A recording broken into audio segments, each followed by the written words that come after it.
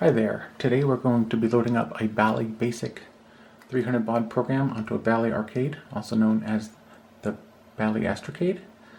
First thing I'm going to do is I'm going to reset the system. There we go. This is fresh from start. And then I'm going to type in colon input, which is going to start information being able to come out over the 300 baud interface, which plugs into port 3, the joystick port, and into the light pin adapter. And rather than just leave it with that, I'm going to also tell it when it's done, run the program. So now I press go, which is the equivalent of enter. So right now there's nothing coming to it. I'm not loading this program from tape, I'm loading it from a WAV file that has been digitally archived. It's available on ballyalley.com. So right now I start that up. And in a minute here we're going to have the program loading. And as you can see, it loads pretty slowly. It's going to be as if we were typing the entire thing. So we've got about 2 minutes and 20 seconds here. So I figured I'd give a little background about the program. This program was written by Ernie Sams in 1979. It was published in the Arcadian volume number 1, issue number 7, which is the June 1979 issue. It was published on page 48, the program listing, but there's information also on the previous page, and there's some additional information on the following page after the listing. Much later, in 1984, in the May issue, this program was republished, and it was made to work with the later version of BASIC, which was pretty much identical, but this version, I guess, won't work exactly with it. I'm not sure what the differences are. The very brief instructions from the Arcadian are, Bangman game program included this month is by Ernie Sams. It has a good scheme for entering characters without their appearing on the screen, and a search routine can locate and account for multi-usage of a letter. I am also including Ernie's sheet of documentation that will help a lot of us. So it's very short information. If you guys are familiar with the Arcadian at all, you might have realized that a lot of times there's no documentation enclosed with the program, so it's pretty nice that there's something. Sometimes you just get a listing and it would have a name and you'd be like, I wonder what that's going to do. In this case, that is not what's going on. Let's see. Bangman is a takeoff of the classic Hangman word spelling game. It has two novel features. Letters being entered are hidden from view of the opposing player, and the penalty for losing is not a hanging. So from the title, they changed one letter, H, to B, so instead of Hangman, it's now Bangman. So imagine what that would probably mean.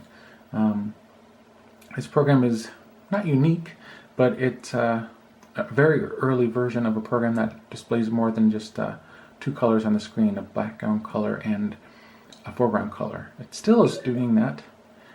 Program's done. I guess I can be quiet.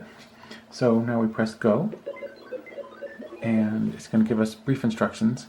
So I'm going to actually tell you what I'm going to be entering. I'm going to just be entering the word Astrocade. So A, which you can't see, it doesn't tell you what's going on. So I'm typing the letters now. A, S, T, R, O, C, A, D, E.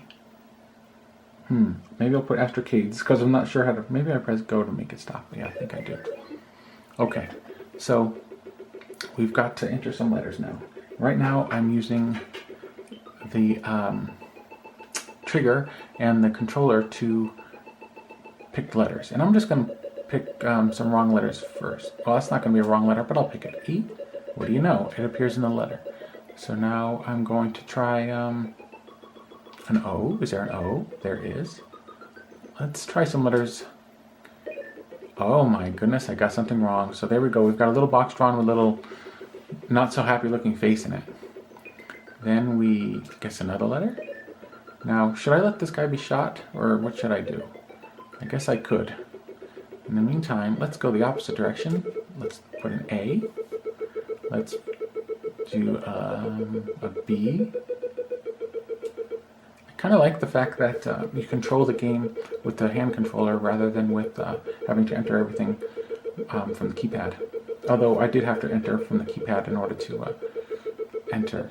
Man, the sound effects are nice and annoying, aren't they? But I guess it's better than no sound effects at all. So I think I'm going to actually let him be kilt. Kilt? Yeah, kilt, that's right. But I don't want to make it seem too close. I've almost got it. And let's see what happens if I try to enter a letter again. But it's been used, so at least it didn't automatically kill me off there. Let's try entering the R. Now I'm going to guess some more wrong letters. I'm almost done here. And let's see. It's one more. Let's do the D. Pretend I've almost got it. And next up, I'm going to just put in some more wrong letters. Is it Astrocade? It is not. Is it Astrocade? Nope. This is like when you're watching the Wheel of Fortune and you've got, you're going, come on people, it's so close, you can do it. Uh-oh. That is it. So right there is the game. And it's using some pretty neat features. So that's about it. And, oh, actually it's not about it. I'm going to actually quit the program by pressing Halt. So now I'm back. So now if I do a clear screen, which I've got to find here in the dark, shooting this, well, it's mostly dark. I'm getting some light from this little TV I'm using. I'm going to now list the program. Not too exciting, but this is more for educational purposes. Stop watching if you want to do that. This is going to basically show you how fast the program is listed. And it'll list a little faster if I turn off the sound, but I'm not going to do that right now. It's what's at default. I wonder if you can hear me above this static here. Maybe you can. I'll read some of the documentation that's included in the Arcadian. What we've got, it describes the program, not line for line, but it tells you the groupings of the programs and what's going on. The program's pretty short, well, it's pretty long, but it's short by program standards. It's the Bally Astrocade has 1.8K of free memory when you first turn it on. Quickly gets used up as you're programming your program because you need to leave some room for not strings, there's no strings, but for variables. Variables I think aren't considered as part of that programming space, but either way, even if, wow, it's interesting doing something live like this rather than going back, but this is the cheap way to do it, and this is what I'm going to do for now. It seems to be working okay. Maybe I should just stop talking, but I'm not going to because I don't know how to do that. So Ernie Sams made this game. He made some more games. Eventually he moves on and buys an Apple II from that time period, and he writes some programs for the Apple as well.